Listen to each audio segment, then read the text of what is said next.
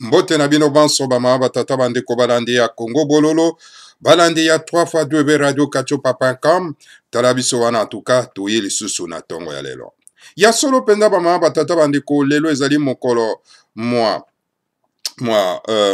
ya yambo ya mposo elingi koloba mokolo malendi bien sûr bama batata bandeko mokolo mwa tuku mibale na motoba sanza ya misato mobo ya koto mibale na zomi na mwambi tokomi bongo na ngonga ya mwambi na miniti tuku misato na motoba awa na kati na studio na bino studio na biso ya Congo Bololo esika wapi en tout cas bama batata bandeko boyaka kozwa solo pena bosembo na ngomba ya Kailo bama batata bandeko yango tomataka na ngomba ya Kailo po ete tokoka solo pena na motane ya sainteté po tokoka kobwakela bino solo pena en tout cas mai oyo boza nango na bosenga na tongo ya lelo bama batata bandeko tozali solo pena en tout cas na message ya les grands maîtres fondement semi donc à travers Congo dieto oyo esili kokwela biso na kati na plateau oyo pa wapi biso toza ko transmettre bino yango en tout cas na tongo ya lelo bama batata bandeko pour que bokoka comprendre connaissance na mai oyo ya lobi solo pena na kati wana bama batata bandeko parce que toza nango na bosenga bolimbisi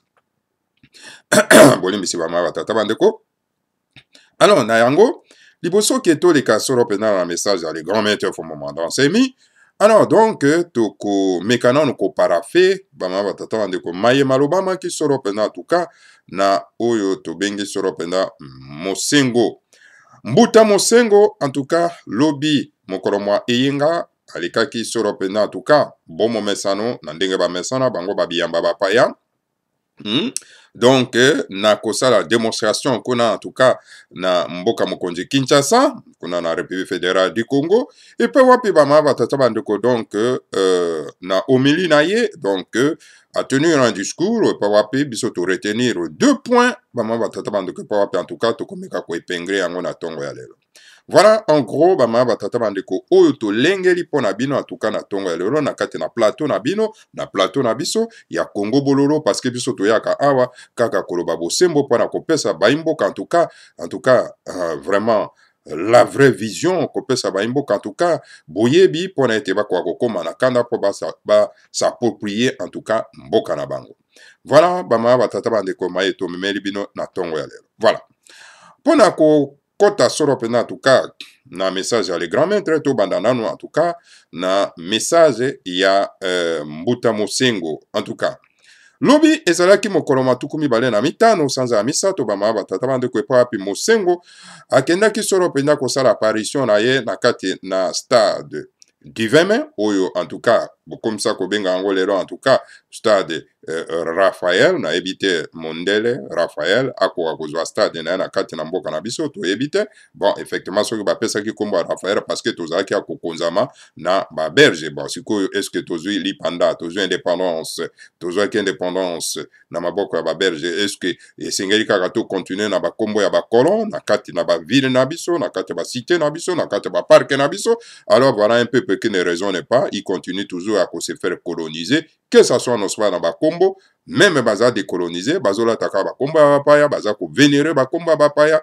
en tout cas comment na bango na ba plateau na télévision na radio partout baza ko benga toujours na bakombo ya bapaya parce que il se sent encore colonisé. Alors un homme décolonisé c'est lui qui ne porte pas les noms étrangers dont sa ville ne porte pas les noms étrangers. Lorsque bomoni na kati ya mboka en tout cas Eza kolata toujours, kombo ya bapaya, cela veut dire que ce peuple-là n'est pas encore décolonisé. Il est très difficile à ce peuple-là pour être akoka solo pena, en tout cas, kobundera mabeye na ye, parce que Azako se sentit toujours colonisé. Alors, un homme est colonisé, donc, ezaka na ye difficile pour que akoka solo pena, en tout cas, ko s'approprie mboka na ye na maboko na ye, bama batata bandeko. C'est pour cette raison, na mo ya lelo, tozako mona ete, Hippolyte Kanambe, o azali tuti rwandais, azako zala vénéré na bandeko na biso, na kati ya mboka, parce que nos frères, je sais, ne sont pas encore décolonisés. Alors, pour que bozala décoloniser, esengeli bolandaka Congo Bololo et pas wapi en tout cas, biso toyaka na mateya ya kopesa baimboka po ete bakoka solo pena kozala décoloniser de façon que ba s'approprier mboka na bango na maboko na bango ba batata bandeko.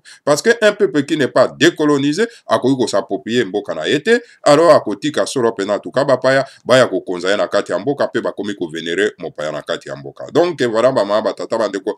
Donc na plupart ya mboka ya misusu très sérieux bamama batata bandeko oyo bazali décolonisé bakoki koaccepte ata mokolo moko te ke mopaya aya kokonza bango bamama batata bandeko lelo oyo toyebi ete Hippolyte Kalambia alias Joseph Kabila c'est un étranger mais tala ndenge bandeko na biso baza kovénéré ye na kati ya mboka na biso bamama batata bandeko baza kobenga ye na kombo na ye ya lokuta ayaki kokosa biso 80 millions de Congolais oyo bakosamaki alors baza kobenga ye toujours na kombo na ye ya lokuta wana Joseph Kabila et pourtant son nom c'est pas Joseph Kabila son nom c'est Hippolyte Kalambia epai wapi en tout cas soki tozobenga ye na kombo na ye wana mpe toza koyebisa ye kazali rwandais tokocombattre avec beaucoup d'énergie et ye esika wana en tout cas kokima kaka na maloba ma biso bamama batata bandeko aussi longtemps que toza koyebisa ye en face te ke yo oza congolais te yo ozali rwandais comme on a Hippolyte Kalambia ozali un usurpateur alors donc esengeli obima na mboka oyo alors donc na ntango na bino bamosusu bajournaliste bachroniqueur yara internet ya réseaux sociaux bozobenga ye na kombo ya lokuta alors yazomona ke non bacongolais baza kaka kokosama bayebi nano ngai te alors tikanga na koka solo mpenza kosimpose na kati ya mboka oyo nabetaka loboko na mesa alors mpona kolakisa na bango ke nazali mokonzi na kati ya mboka oyo bamama batata bandeko voilà un peuple oyo azali colonisé oyo azali décolonisé te ndenge vraiment bayongaka ye bamama batata bandeko bana lisanga ya timata c'est pour cette raison na kati na Congo bololo toya kopesa bino solo mpenza bilei ya kitoko oyo ekosala ete bozala décolonisé en fait ke bokoka kozwa en possession mboka na bino alors bala bamama batata bandeko bana lisanga ya timati kozala décoloniser ezali tout simplement mpe kaka mpona bakombo te meme na baspiritualité ya bapaya bamama batata bandeko cette spiritualité oyo bamosengo bazali koincarne ezali spiritualité oyo bakolon bayaki na yango batikeli biso badeshe wana et voilà nos frères en tout cas baoyo bazali toujours colonisé tala baza komema bandeko ya biso na kati na spiritualité wana epa wapi bazali solo mpenza en tout cas kokotisa biso en tout cas na bobungi bamama batata bandeko bana lisanga ya timati spiritualité wana bakolon bayaki na yango bayaki na yango te po ete tokoka solo mpenza en tout cas kokangolama me bayaki na yango po ke tozala domine alors bamama batata bandeko etala nos frères oyo bazali toujours colonisé bakontinue na mosala wana ya spiritualité wana mpona ete bandeko na biso bakoba toujours kozala colonisé c'est pour cette raison moni bapaya batuti rwandais baugandais banini tout ça baye bakoti na mboka na biso mpe baza kokoba mosala nospa ya kocolonize biso bamama batata bana alors donc bolanda na bino Congo bololo de façon ke bokoka solo mpenza kokangolama mpo ete toza en possession ya mboka na biso donc voilà lelo tolingi toloba likambo solo mpenza oyo etali solo mpenza Mbuta Mosengo asali démonstration lobi le 25 mars na mboka ya Kinshasa na stade ya 20 mai oyo tobandaki kobenga stade ya 20 mai bamama batata bandeko meme si tolingaki dictateur oyo te mais quand même alongolaki bakombo wana ya bapaya esalaki mwa ni certaine fierté bien que le 20 mai ezali date oyo asalaki coup d'état alors tokoki kozwa ata kombo mosusu ya bandeko na biso oyo babundelaki mboka mpo tokoka kopesa yango bamama batata bandeko bana lisanga ya timati voilà bamama batata bandeko Mosengo asali démonstration na ye lobi na retenir ka 2 points bamama batata bandeko Mosengo alobi, les jeunes pas s'approprier mboka na bango. Ça c'est bon. C'est un bon message. Que les jeunes puissent s'approprier mboka na bango. Alors pour que ba oyo bazali ba médiocre ba kwa kolongwa na mboka wana. Mosengo a lancé un appel à lobby na jeune ba imboka parce que remarquez les jeunes tout le monde ba imboka est-ce que vous allez prêt il y a ko landa le message en fait que tokoka solo penda kolongola ba médiocre na kati ya mboka. C'est maintenant message oyo en tout cas Mosengo a lancé lobby bama batata bandeko. C'est bon, n'est-ce pas, il y a qu'on mobiliser en tout cas la troupe de façon que va prendre conscience. Alors na yango bama batata bandeko bana c'est bien que le message n'est-ce pas, il y a ba biamba ezalaka toujours au cours de lara, ezalaka message ou ezali na vibration te. En tout cas na yena message à Mosengo de façon que tomeka ko comparer yango na il y a les grands maîtres au moment danser mais c'est ngay to comparer total vraiment celui qui est offensive et celui qui est en défensive alors tokotala nani oyo azapenda ko galvaniser foule de façon que tokoka ko en possession mboka na biso na maboko voilà Mosengo voilà le message à lancer na baimboka kuna na kati na mboka bama batata bandeko et pas s'apprendre aussi na ba politiciens médiocres oyo bazali sur en tout cas ko nyokolo peuple na biso bama batata bandeko bana disanga atimati alors na le message mosusu ya Mosengo a lancé en direction ya diaspora alobi bana diaspora bino boza kozela kaka ete biso tosalela bino mosala bongo bino boya bozwa en possession ya ba institution ya mboka, c'est-à-dire biso tobongisela bino nzela tosalela bino nyonso bongo bino boya solo oyo kota na bandako oyo biso tobongiseli bino. Mais voilà un message oyo tomoni oyo ngai personnellement na kati na Congo bololo namoni yango ezali médiocre. Médiocre pourquoi? Parce que Mosengo, Mbuta Mosengo, bien sûr, pour le respect, Mbuta Mosengo, akwakoye bango très bien que bango teke basel bazako sala mosala ya kobundisa la colonisation tuti rwandaise. La colonisation tuti rwandaise, ougandaise, tanzanienne, burundaise, ezali kaka bango bato bazo bundisa kuna na kati ya mboka te. Mais biso na kati na diaspora tozako mosala monene ya mobilisation, ya sensibilisation pour na kobundisa cette colonisation tuti rwandaise, burundaise, ougandaise, tanzanienne. Toza ko sala bana diaspora bazo sala diaspora congolaise bazo sala mosala wana ya kosakana te. Mona ki dernièrement bande ko na biso na Belgique balongwa ki na kati na Belgique pona ko kenda nos pas na Hollande na La Haye pona ko kenda ko déposer nos pas plainte contre Hippolyte Kanambe oyo azali faussaire tuti rwandais oyo azako bebisa ko boma ko tia bande ko na biso na ba fausse commune. Eza ba action. Bon, moni partout na kati na diaspora congolaise, partout ezala na Afrique du Sud kuna, ezala partout non pas en Amérique, na Europe mobimba, na Australie. Bon, moni ndenge bandeko bazali mobiliser ba marche ezako salema partout pour na ko alerter la communauté internationale na situation oyo bango bazako kanga miso oyo ezako leka na kati na République démocratique du Congo. Eza mosala oyo bandeko bazako sala munene pour na ko sacrifier pour na mboka. Donc bazako bunda. Bazako bunda bitumba makasi vraiment. Et grâce na bango et que la communauté internationale bazali na moins bobangi muke pour être balek encore une étape mosusu ya extermination ya notre peuple ya République démocratique du Congo. Et sengeli Mbuta Mosengo aza reconnaissant na mosala oyo diaspora azako sala bama batata bande. Et de l'autre côté bande ko na biso ba chroniqueur, ba journaliste, ba animateur na kati na réseaux sociaux, bazo sala mosala ya ko mobiliser, ya ko sensibiliser bande ko na biso kuna na mboka pour que ba prendre conscience que bozali ya ko konzama moto azana moto mboka c'est un tuti rwandais comme on a Hippolyte Kanambe, alors Joseph Kabila, c'est un faussaire wa ya ko kosa batami si Laurent Désiré Kabila kamata bete ki bota alors pour que akwa ko soit place il y a Laurent Désiré Kabila est soutenu par l'ensemble de la communauté internationale. Donc, ba chroniqueur ou ba vrai chroniqueur, ba vrai journaliste, ba vrai animateur na kati ma réseaux sociaux, bazo sala mosala wana monene pe baza ko galvaniser la foule et c'est pour cette raison la population congolaise baza ko telema na moment oyo ba ma batata bandeko pona ete bakoka solo penda ko s'approprier mboka na bango. Eza mosala moko monene oyo bandeko na biso na kati na ba réseaux sociaux baza ko sala oyo mosala oyo en tout cas Mbuta Mosengo esengela za reconnaissant na yango bama batata bandeko. Parce que vous savez très bien bama batata bandeko, ba guerre oyo ezali koya lelo ezali guerre ya média. Guerre ya média yango nde ezali guerre moko monene bama batata bandeko. Soki bandeko na biso bazo sala mosala moko ya kitoko, na niveau ya ba média, donc ezali victoire moko monene. À moins que basala mosala moko ya mabe, yango ne ko mema biso na victoire mbangu te. Omone ba ma tata bana. Yango na biso to exhortaka en tout cas bande ko na biso na réseaux sociaux na Congo bololo awa, pour na ete ba emboîter les pas oyo ya combat oyo biso to sala kana kati na Congo bololo oyo le grand maître Fumomanda Nsemi na langage na ye franc oyo alansaka pona ba imboka ba ma tata bana. Malheureusement bande ko na biso ya ba médias na réseaux sociaux, na ba télévision, ba journaliste, ba chroniqueur, ba animateur ba linga ko relayer message ya combattre oyo ya le grand maître Fumomanda Nsemi. Heureusement que biso na kati ya Congo bololo tozali wana, alors donc toza ko bousculer bango nyonso tout ba mamba tata bandeko de façon que ba koka komela Mwanda Nsemi gan ne Mwanda Nsemi gan ba mamba tata bandeko au lieu de parler de Mosengo gan oyo baza parfois na ba langage fixité ba mamba tata bandeko.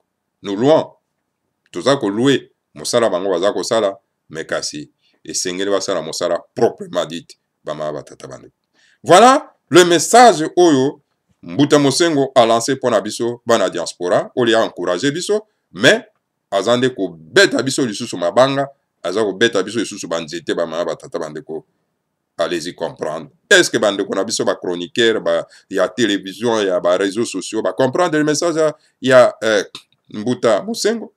Et maintenant, tu compares ce que na message à le grand maître Fumu Mwanda Nsemi. Fumu Mwanda Nsemi alobi boy. Alobi, en tout cas, na kati ya mboka, na kati ya République fédérale du Congo, toza na classe politique moko médiocre. Alors donc, a lancé message en direction na biso bana mboka o toza libanda na diaspora congolaise. Alobi boy. Alobi, la diaspora congolaise, préparez-vous à rentrer au pays dès que to bengani Hippolyte Kanambe pour que boya ko s'approprier mboka na bino pour toyeba ndenge ni tokoki kosala mboka na biso ndenge ni tokoki kobongisa yango. Voilà un message responsable d'un homme responsable, d'un leader responsable, d'un leader teinté de la spiritualité ndenge alansaka en direction ya bandeko na ye bazali banda. Parce que ayebi très bien que tozo sala mosala monene ya mobilisation en sensibilisation auprès de la communauté internationale. Bana diaspora bazo lala pongi te. Mama bale kufi ebele na kati na diaspora parce que bandeko batelemi pona kobundela mboka na bango et que le femme qui ne voit pas beaucoup plus loin, alors bango baza kotia soro pena tuka mobulu na mibale na bango baza kobunda pona mboka. Alors donc mobala tali entre le pays et la femme, le choix est clair, moi je prends le pays. Au monde ba mama batata bandeko. Et ma bala ya ekufi ebele na côté ba maman parce que ba maman ba telemi pona ete ba ko bundela mboka. Ba moni que le message ya ko bundela mboka ezai par le grand maître Fumu Mwanda Nsemi. Alors donc bazu les devant balobi non entre mobali na mboka alors esengena bundela mboka mobali soki olingi sala nzela na yo. Eza ba sacrifice monene bango basali ba mama batata bandeko. Et sengeli Mbuta Mosengo a loué Moussala wana monene. Alors voilà, Fumu Mwanda Nsemi étant qu'un leader tenté de la spiritualité, à comprendre en tout cas Moussala Oyo, diaspora ezako sala, et c'est pour cette encourager Bisalobi, et Sengeli, ndenge bazako toza ko benga na Hippolyte Kanambe, biso bana diaspora to kita vraiment na lombango, pona ete tokena ko s'approprier mboka na biso, toye bandenge nini toko sala yango ba mama batata bana alobi, il va travailler qu'avec la diaspora congolaise. Voilà le message d'un leader responsable, d'un leader teinté de la spiritualité. Voilà le message d'un homme, d'un tout-moi. Voilà ce que tu compares en tout cas, dans le message, il y a un Mbuta Mosengo. Parce que Fumu Mwanda Nsemi à reconnaître le travail où yobiso toza kosala en diaspora. Amoni tozo sala mosala moko monene. Parce que tozo sala mosala en direction ya mboka. Tozo sala en symbiose na bana ya mboka kuna. Bango baza ko bunda sur le terrain, biso toza ko bunda awa. Tango bango basali marche kuna bandeko na biso bazali mobiliser pour na kosala marche awa. Alors il faut qu'on reconnaître. Il faut quand même qu'on soit reconnaissant. Alors voilà, bato bazali na biyamba. Baza bamona kana bango musikate par rapport, n'est-ce pas, aux gens, aux tout moi Nzambi. Ba oyo bayaka o bazali teinté de la spiritualité. Alors donc, mawakaka na ba oyo bazako comprendre nanu te tilelo le grand maître Fumu Mwanda Nsemi, son souci, son amour, son attachement na kati ya mabele oyo ba kulu oyo Nzambe ya mpungu tolendo atindaki ye awa po ete asala mosala oyo ya kokangola mabele na biso na maboko ya bapaya. Voilà ba mama batata bandeko. Alors, esengeli en tout cas, Mosengo, Mbuta Mosengo bolembisi, a emboîté les pas na maloba ya le grand maître Fumu Mwanda Nsemi. Il faut qu'on commence donc vraiment un leader charismatique, ko bundi sa soro pena bapaya, sans ko bang. Parce que tout ça est total bien en Afrique du Sud. Bolanda ba maloba oyo ba Desmond Tutu, ba bandai koloba. Bandai ko bundi sa soro pena l'apartheid, le régime de ségrégation raciale na kati na mboka Afrique du Sud. Mais Desmond Tutu ne marchait pas des mots à l'égard, n'est-ce pas, il y a ba autorité il y a ségrégation raciale en Afrique du Sud. Hein? Ils ne jetaient pas en tout cas des bâtons, des cailloux, hein?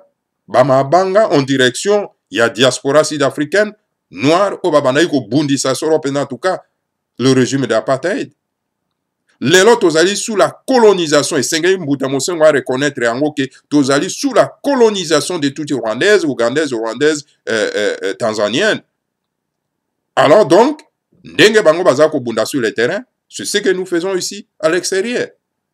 Alors il faut vraiment un homme teinté de la spiritualité pour comprendre Bitumba Oyo, Bana Diaspora, Bazako Sala, Bazako Bunda, en direction à Mboka na Bango Bama Batata Bandeko. Biso tozali à l'aise te na kati ya mboka bapaya awa na situation eza koleka na kati ya mboka tozolala bapongi te mikolo nyonso kosenga biso bamisolo na mboka bapaya awa bamosusu bapedre baemploi na bango mpona kobundela likambo ya mboka bamosusu baza na baprison parce que bakei esika songolo bakangi bango na manifestation elekaki peut-être violente. Alors donc, bamususu ba perdre ba vie na bango, mama batata bandeko. Ba empoisonner bango, kuna na nini na mboka ya Angleterre, bomona ginde kuna biso, ba empoisonner ye. Tout simplement parce qu'aza ko bunda bitumba ya mboka. Alors donc, voilà, Moussengo ne peut pas dire que non, mais écoutez, biso tozala tozo croiser maboko et que tozo zelakaka tout simplement bango bakango la mboka, bongo to kenda ko s'approprier ba poste.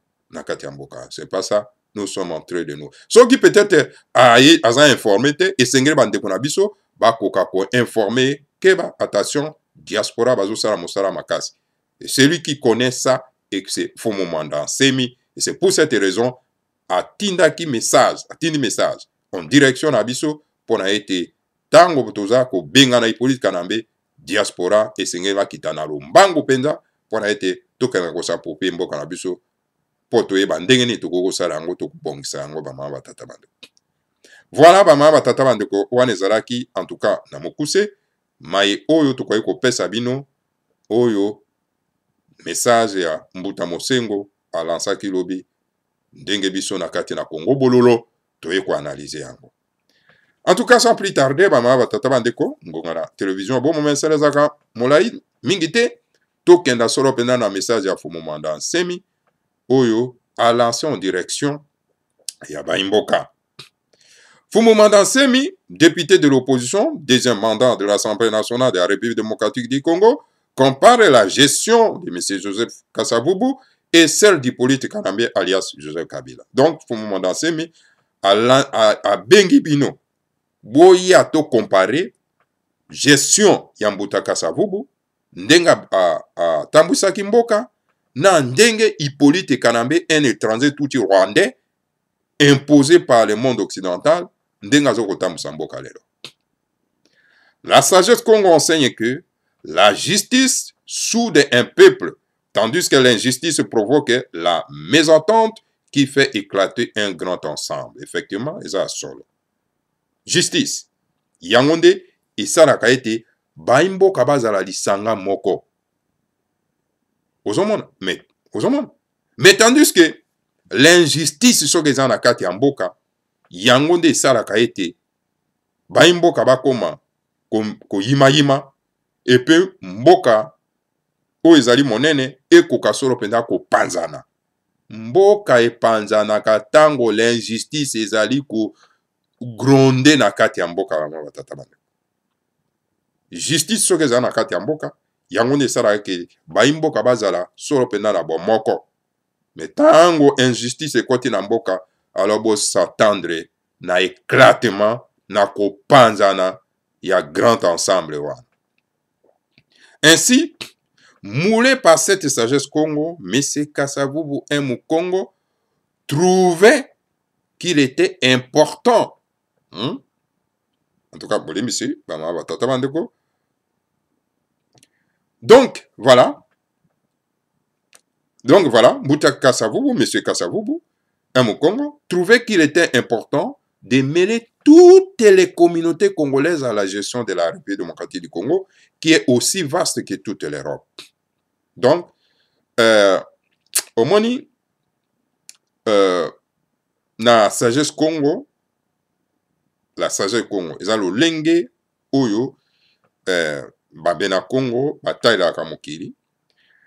Mais M. Mbuta Kasavubu, je vais dire, oyo azalaki mokongo, ye amonaki ete ezalaki na bosenga mingi mpona ete soki ozala kokonza mboka okoka kosangisa mabota nyonso lisanga moko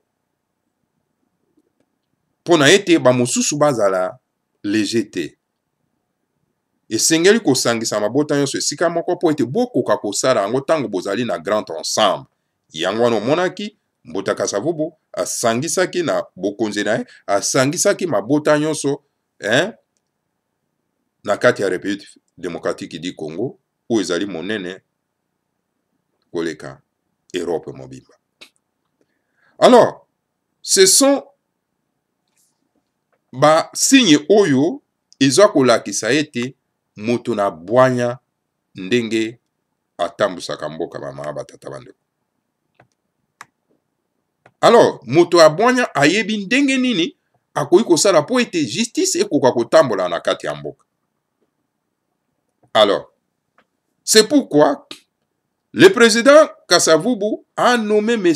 Iléo Emongo Premier ministre. Après M. Iléo, il a nommé M. Adoula Emongala Premier ministre. Après M. Adoula, il a nommé M. Moïse Tshombe Nlunda Di Katanga Premier ministre. Il a nommé M. Nendaka Moswahili de Kisangani, le patron des services de sécurité. Il a nommé le général Mobutu Mongala, le chef de l'armée nationale congolaise. Voilà ndenge Mbuta Kasavubu atambwisaki mboka bamama batata bandeko.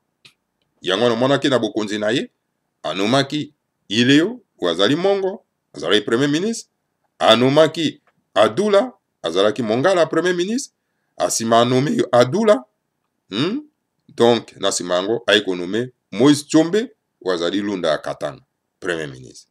Ayekonome lisusu Nendaka Moswahili ya Kisangani, ayekonome lisusu na service ya sécurité, anommé donc Nendaka, patron de sécurité, bien sûr. A nommé le général Mobutu Mongala, chef de l'armée nationale congolaise. Voilà. Moto Oyo, a la sens Yakotambu Samboka. Au gouvernement central, n'en parlons pas car toutes les grandes communautés congolaises étaient représentées. C'est comme ça que totali, ok, sous le gouvernement central, au comment que batonyon surtout mabotanyon surtout bazalaki représenté na kati na bokonzi ya Mbuta Kasavubu. Comparant cette gestion de justice avec la colonisation tutsi-rwandaise amenée par Hippolyte Kanambe, alias Joseph Kabila, allez voir à l'école nationale des finances à Kinshasa, priorité des recrutements au Baswaye. Allez voir à l'hôpital de Centenaire à côté du Kankokolo, priorité au Baswahili dans les embauches. Allez voir au supermarché de Lufu, dans le Congo central, la plupart des chefs sont des Baswahili. À la base militaire de Kitona, M. Mustafa, l'ancien patron de cette base, est un Tutsi ougandais. Car pour Hippolyte Kanambe, alias Joseph Kabila, comme le Burundi, le Rwanda, l'Ouganda et la Tanzanie par le Swahili, ils en profitent pour soi-disant placer les Baswahili au pouvoir alors que bama batata bandeko ezali mawa mingi, alors que ce sont des Tutsi rwandais, Tutsi burundais, les Tutsi ougandais et Tutsi tanzanie. C'est triste. C'est triste bama batata bandeko bana balandi ya Congo bololo ezali mawa komona lolenge ya mboka boye. Ekoka kokota pena na bozoberi ya ndengo. Fumanda sama robito mekana ko comparer. Ota la comparaison ya justice oyo esalemaka na époque ya Mbuta Kasavubu na colonisation Tutsi rwandaise oyo ezali kotambwisa mala Hippolyte Kanambe mwana ya Adrien Kanambe bama batata bandeko Rwandais akomi na Rwanda kati ya mboka ya babantu. C'est bizarre. C'est bizarre. Bama batata bandeko. C'est bizarre. Kenda kota na école nationale bama batata bandeko. École nationale ya finance na Kinshasa bokenda kotala. Priorité baza ko recruter ba soye. Bokenda kotala na hôpital centenaire à côté ya nini ya Camp Kokolo. Bokenda bino moko kotala. Bokotala priorité kuna ba engager kaka ba soye. Na misala. C'est bizarre.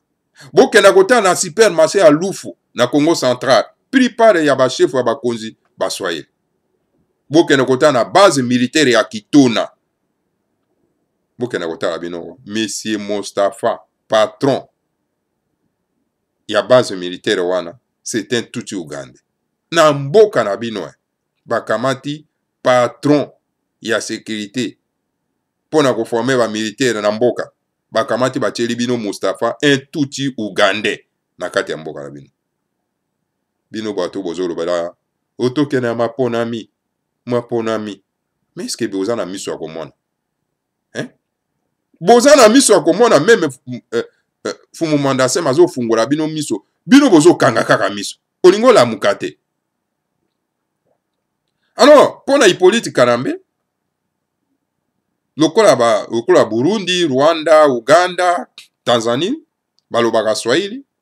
Alors donc, il profite pona kotia ba Swahili na pouvoir, na bokonzi na mboka. Azo profite, atia bango, bandeko na ye, hein, na bokonzi na mboka, parce que bazaba tuti Rwandais, bazaba tuti Burundais, bazaba tuti Ugandais, Tanzanien. Abi lokola balobaka Swahili, lokola bazaba Rwandais, Burundais, Ugandais, Tanzanien, tikanga na tia bango, po nazala entouré na bango. Donc, moto moko a bougé te. Alors sikoyo yo komona bato lokola ba Atundu bazoya na ko défendre ka biloko wana. Et puis soko tali pe Atundu yango komona ke aza na santé médiocre. Santé moko médiocre parce que santé physiquement komona aza médiocre. Et okomona à son intérieur aussi médiocre. Esprit PC kufazo ta moyen cadavre qui respire. Ndenga zawa. Mama batata bandeko, c'est bizarre. Ngana bana koyeba te ke bambuza bazaka pe ba médiocre comme ça. Ok, ça se montre vraiment ce sont des médiocres. Hein? Okomona bato lokola ba makila. Omoni azali bumonene. Eh ben parce que ouais, effectivement, vous voyez même Alain ni que c'était un médiocre et malade. Parce que azana beru na malade ya soukal. Et ce sont les gens malades comme ça de bongongo. Hein? Bazo pesa beki na mopai. Et puis bazo ko défendre sans vergogne, sans honte. Est-ce que moto mobi bato mobi bazanga soni boy? Mais bayebi très bien que moto yo tozo défendre, c'est un Tutsi Rwandais. Et il n'a même pas la connaissance lokola biso. Mais au service ya mo solo, ba mitiki. Ah mais c'est grave. Oh, la race bantou. Les races moko médiocres. Non, les races médiocres étaient. Ce sont ces gens-là qui sont des médiocres. Race batou, ezali race ba descendant ba extraterrestre. Alors donc bato ya boanya pe mayele plutôt oyo batambusa mokili oyo ba pesa la première civilisation na Égypte na mokili mobimba ma. Ce n'est pas une race médiocre. Ba koma na médiocrité tango ba konzi bango na bapaya. Ba memi bango na spiritualité ya bapaya ta ba komi ba médiocre. La race baku bantu plutôt bolimbisi ezali race oyo etonda na boanya parce que ce sont des descendants d'extraterrestres. Tika toko bana na message à les grands maîtres. Une fois au pouvoir, c'est Tutsi qui parle Swahili, c'est manque entièrement des Congolais. Pour un rien, on tue, on jette dans des fosses communes et on arrache les terres des Congolais autochtones. Alors que les vrais Baswahili ont aussi les terres ancestrales au Congo-Kinshasa. Donc voilà, Bapayawana. tango banome bango na bisika wana ba poste wana, donc batuti wana oyo baza koloba Swahili baza koseka bana somi ya mboka ya Congo, bazoseka bino bakongole, bazoseka bino bachroniqueur ya internet ya batelevizio oyo bozobenga Hippolyte Kanambe kombo ya Joseph Kabila, bazokose moke na bino boka pe soni. Nga nasengi na bandeko na biso nyonso oyo balandaka batelevizio wana oyo soko nga nazala soki naoki kaka moto kaka bandi koloba Joseph Kabila, soki nalandaka babiloko ya bandeko nyonso na ba internet, nalandaka soki naoki kaka bandi kaka koloba Joseph Kabila na longoli nalandaka te na boyo aza kokufa kunda, aza kokufa bama batata yango nga nazosenga pe na bino bayo bolandaka soki boyoki kaka fungoli engunduka na bango akomi koloba na bino corrompi olongoli mbala moko corrompi. Donc voilà, batuti wana po baza na kati ya bokonzi baza kose monke na biso, bazo seka biso ya kosakana te bama batata bandeko. Yango moni soki mwa muke kaka pu bakamati babomi yo. Tala Zekoko akendaki kosala na bango te, bakoloba na bino bokoyoka te, parce que tango lei na likanya ya diable wana kozwa likanya wana kotobola yo. Omoni Zekoko tango aye kobima aya kolande pa bandeko na ye, ta balandi ye ndenge baza ko torturer ye na mboka na ye bama batata bandeko, parce que okei kolia na diable. Bozomona babongongo wana banani batundu wana bamakila oyo bakomi bakolite, bamatezolo oyo bazopesa beki, bakalunda motobo, ils finiront na likanya ya batuti rwandais ya Hippolyte Kanambe na tata bande. Donc parce que Hippolyte Kanambe aza entouré na bapaya wana. Donc voilà, soko lobi kaka babomi bakamati babwaki na ba fausse commis na mabulu na bate na donc babotoli yo mabele na bino, alors que ba Swahili bango pe bazana mabele ya bakoko na bango na République démocratique du Congo. Mais lorsque nous gérons un pays qui est aussi vaste que toute l'Europe, seulement au profit de notre communauté tribale, il est donc normal que la communauté internationale comprenne que les autres communautés ont aussi droit de vouloir bien gérer leurs espaces ancestraux comme il se doit. Alors, tango bozali kokamba mboka ou ezali monene koleka Europe mobimba, seulement au profit ya libota na yo. Alors donc, ezan nango normal que communauté internationale ko comprendre yango ke ba mabota mosusu pe bazana bosenga ya kobongisa mboka na bango mabele ya bakoko na bango. Bokenda na Équateur, bokenda bozwa kaka ville ya Mbandaka, et comme un gros village. Bokenda na Lisara, Lisara n'existait plus. Bokenda na Gbadolite, et boti matiti. Alors,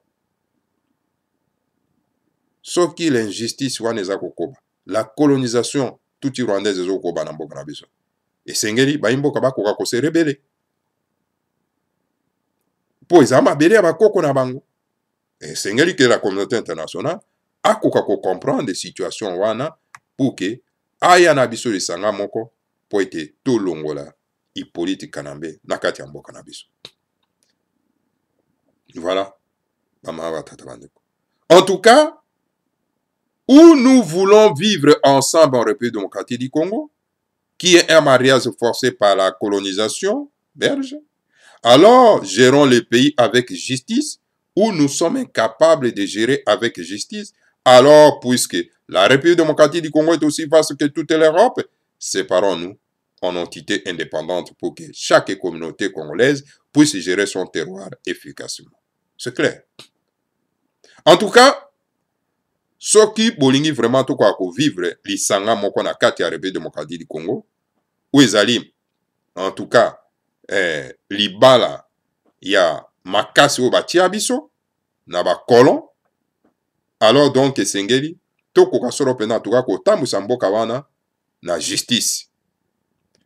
Ou bien tozali incapable ya ko tambusa mboka wana na justice, alors que la République démocratique du Congo ezali monene koleka solo penda Europe mobimba esengeli sikoyo tosala nini tokoka solo penda kopanzana bato na bato bakenda kogere mboka na bango parce que mboka monene oyo ezali na lisanga ya bato nyonso na kati ya mboka soki ezali gere na injustice alors donc bamosusu bazali léger alors donc en tout cas tokoki kovivre ndenge wana te bamama tata bandeko esengeli sikoyo topanza kaka kimbambala yango mpo bato na bato bakenda sikoyo kogere eteni ya bango ya mabele na ndenge oyo esengeli mpo ete bandeko na bango bakoka komona pasi te bavillage na bango ekoma kozamba te alors donc ça ne va pas bamama batata bandeko epa wapi baprédentaire baza koya koarrache mabele na biso na loma omoni bangombe bauti na bango na bavion na banini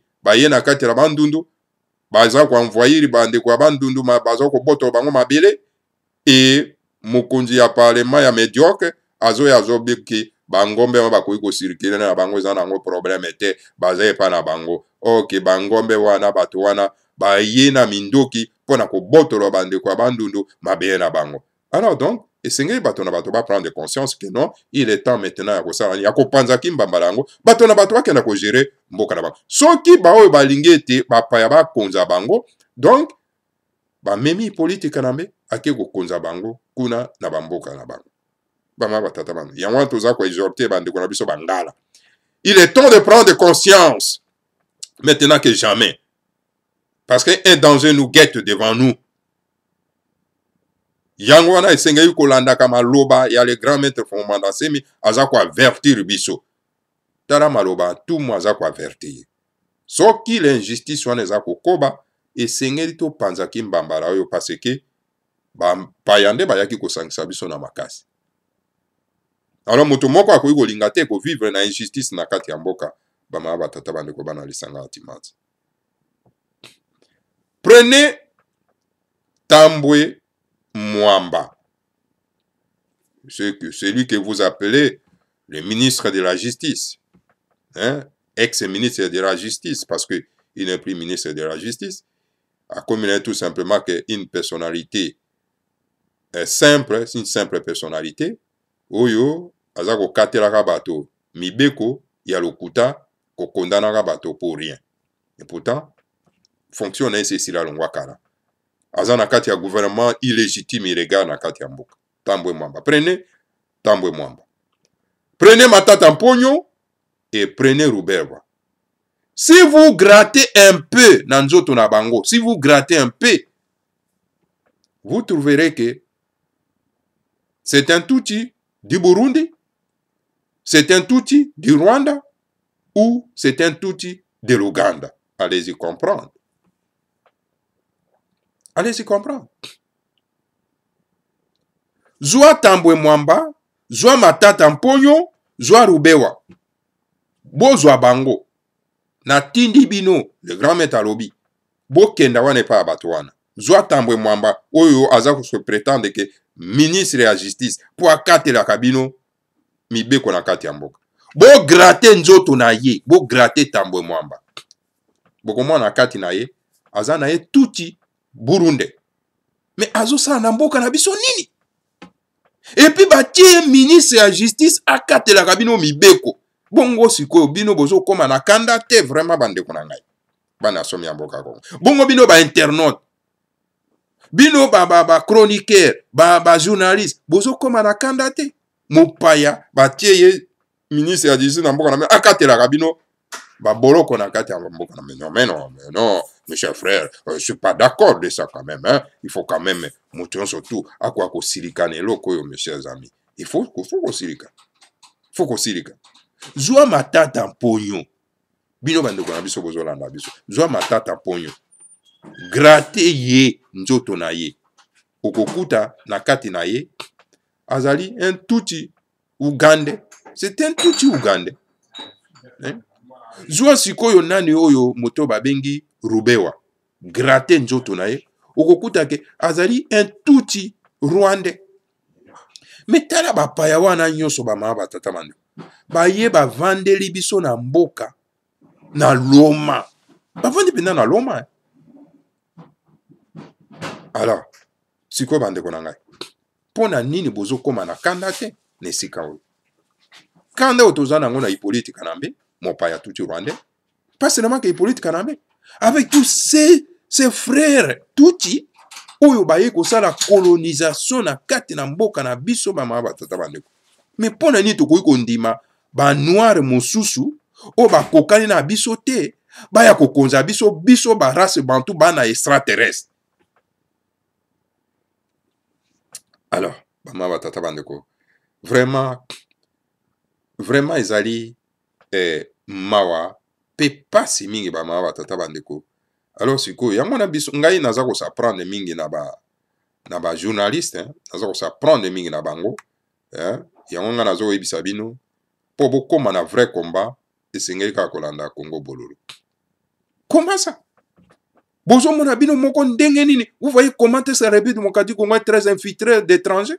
Bozomona ninge ba étrangers batoni na mboka. Nous invitons la communauté internationale, l'Union africaine, la communauté économique de l'Afrique centrale, la SADC et nos frères francophones du monde de ne pas prendre le problème de la République démocratique du Congo à la légère. Car la République démocratique du Congo est un grand ensemble qui doit être comparé à l'ancienne Afrique occidentale française en Afrique de l'Ouest, l'AOF. Yango toujours senga la communauté internationale, Union africaine, communauté économique de l'Afrique centrale, SADC, et bande konabiso ya francophonie, ba francophone ya mokili mobimba. Bozwa likambo ya République démocratique du Congo na bo PTT. Pambate la République démocratique du Congo ezali donc lisanga moko o ya monene o tokoki ko comparer yango na ancienne Afrique occidentale française, c'est-à-dire que colonie nyonso tu oyo ya ba français oyo bakonzaka bango na kalakala na Afrique de l'Ouest. Donc la République démocratique du Congo likambo na yango bozwa yango na bopetete eza likambo moko ya monene bama batata bandeko bozwa yango bozwa République démocratique du Congo lokola Allemagne te bozwa yango lokola France te eza bongo te bama batata bandeko. Alors tika to continuer na message à les grands maîtres pour moment dans semi. Donc tous les troubles qui ont cautionné la République démocratique du Congo proviennent toujours de l'espace soalophone pendant ces 60 dernières années. En 1964, à Kisangani, avec Kizenga, qui est devenu aujourd'hui Kizengi, en soutenant l'imposteur Hippolyte Kanambe, on a ajouté, là-bas ici.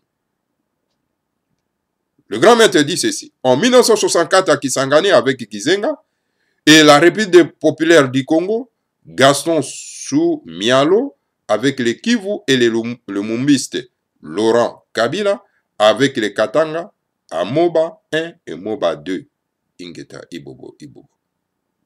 Alobi le grand maître Fumandase Malobi mobulu nyonso oyo eleki na kati ya mboka wana na République démocratique du Congo eutaka wapi toujours na espace soalophone na bato balobaka swaye biso tosibisaka kaka ba conséquences pasi ya bandeko na biso porte d'entrée ya malheur na biso eza toujours kuna epa na bango pendant 60 dernières années mbula tuku motoba ya pasi oyo tomoni eutaka porte nango ekuke na yango ekotaka kaka kuna epa baswaye. Tala na 1964 na Kisangani ebandaki kuna kaka na Kizenga oyo akoma leo Kizengi atia beki na Hippolyte Kanambe mopaya porte malheur na biso bama batata bandeko. Koko wana ya palu bama batata bandeko. Alors donc koleka na Somialo na Kivu kozuya kozonga na Lumumbise Laurent Désiré Kabila uliki na Katanga na Moba 1 Moba 2 donc pasi na pasi bango kaka bafungolaka bikuke pona ete pasi ekotela baimboka. Voilà les messages et les grands maîtres bama batata bandeko bana lisanga antimanti ekomami mokolo mwa le 20 mars 2018 Kinshasa le 20 mars 2018 écrit par les grands maîtres Fumo Mwanda Nsemi. Voilà bama batata bandeko les messages à les grands maîtres asengi na bino bokoka comparer gestion ya époque ya Mbuta Kasavubu na colonisation tuti rwandaise incarnée par Hippolyte Kanambe alias Joseph Kabila na kati na bokonzi na mboka na biso mopaya zako bazako vénérer. Ah, alors yango tozo senga na bandeko na biso. Moi je m'adresse plus particulièrement à nos frères confrères journalistes, nos frères confrères animateurs chroniqueurs. Bino nde bato bozali na clé ya kopesa bandeko na biso kanda na mboka. Tango boza ko utiliser langage fort, langage dur. Kolata molimo ya Fumu Mwanda Nsemi pona ete to galvaniser la foule. Bama tata bandeko. Nous n'avons pas encore un autre leader qui tape très fort lokola Fumu Mwanda Nsemi comme azako taper les lois bama tata bandeko. Esengeli biso banso bama tata bandeko kozala sima na ye po ete tozwa l'effet régénérateur weza na kati na ye po ete topesa na baimboka bakoma na kanda po ete tobenga na bapaya. Bapaya wana bakokende na kokarese bango te. Bapaya na bakokende na balangage elemba lokola ya Mbuta Mosengo te. Wana ezali ba parole ya bato balemba. Même Yesu na kati na Israël oyo akombataki n'est-ce pas la colonisation romaine a utilisé le langage dur à l'égard n'est-ce pas ya ba romain. Mais pas ba langage ya ba romain oyo et lala hein ya ba latin lala hein, c'est un langage de fainéants. On est un langage d'uruté. Vous avez devant n'est-ce pas l'occupation, vous avez devant la colonisation, hein, alors nous devons tous utiliser un langage dur à l'égard n'est-ce pas ba occupants bama batata bandeko. C'est pour ces gens qui sont chroniqueurs et radio, animateurs radio, et c'est qu'ils utiliser le langage dur en direction, n'est-ce pas, à nos compatriotes, de façon que voilà, tamo limo ya itumba pour être tout bundi sa batona, parce que batona bakokenda na mindo kite, bakokenda na soulèvement populaire. Or, à défaut, donc ça sera l'éclatement de la République démocratique du Congo. Alors, malheur à tous ceux qui comprennent toujours en retard. Toza koloba, on dirait que toza koloba te. Alors, bama batata bandeko, ngana suki lelo awa. C'est à vous de méditer, de réfléchir. Malheur à tous ceux qui comprennent toujours en retard, comme dit le grand maître Fumu Mwanda Nsemi. Tokuta na bino barasima. Bon moment salwa bama batata bandeko. Que le Seigneur à Congo vous bénisse tous. Bénisse Fumu Mwanda Nsemi et bénisse la République fédérale du Congo. Ingeta, Ibobo et Ibobo. Matondomi.